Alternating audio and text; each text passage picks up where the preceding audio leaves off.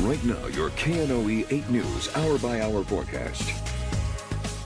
Well, good evening, everyone. Here's a look at our Creed and Creed Tower Cam. Things are quiet for us at this hour, and that will stay the case as we head throughout the rest of the overnight. But let's take a look at the rain that we picked up yesterday from yesterday's storms. Part of our region saw anywhere from 1 inch upwards of 3, even 4 inches across the viewing area. Here in Monroe, we topped out at 2.5 inches, so it was much needed rain, but it definitely led to a lot of wet roads and slippery conditions because of the rain. Now, here's a look at the rain over the last 36 hours. Again, this falling, most of it falling during the evening hours on Thursday. It shows the heaviest rain fell across northern portions of Louisiana, and that continued into Mississippi. When we put a couple of values on the map, you'll see we saw anywhere from 1 inch to about 3 inches across most areas, but there were a few spots that saw more than that. We saw that in Holly Ridge, potentially upwards of 4 and 5 inches of rain, and even some higher amounts across portions of East and West Carroll Parish. Now, this is a look at the storm reports that we received from Saturday storms, and we had a lot of downed trees reported by law officials, and so that was one of the main issues, that strong wind knocking over trees. We had that tornado warning in Madison Parish as well. Again, that was issued by the National Weather Service office out of Jackson, Mississippi.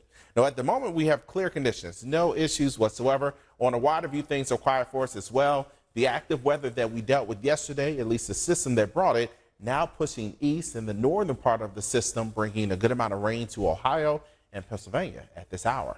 What we're dealing with, high pressure. This high pressure will be in place as we head throughout the night and into Monday. And what that means is that we will have calm wind overnight, and with the clear sky, all of that will allow the heat of the day to escape into space, and that's when we really start to cool. And when we take a look at temperatures now, we're already down to the low 50s in places like El Dorado and in Ruston. We're in the upper 50s as we look toward Monroe, but low 50s pretty much everywhere else. And as we look toward Monday morning, that's when we'll feel that chill. Temperatures in many areas down to the mid and upper 40s. We do rebound, though, temperature-wise, as we head into the afternoon. We'll get more wind out of the south, and we'll see temperatures back into the upper 70s and low 80s. But then as we look toward Tuesday, we will have some rain chances starting to move back in. We'll have a front that'll sweep across the region. It may trigger some rain showers, maybe a couple of thunderstorms here or there, but nothing severe is expected, and it clears out fairly quickly. And we should have quiet weather by the time we get to Tuesday evening.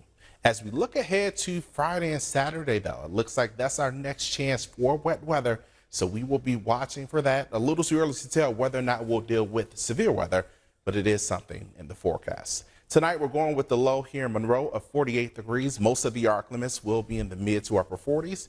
And the 7-day shows rain chances Tuesday and then again for Friday.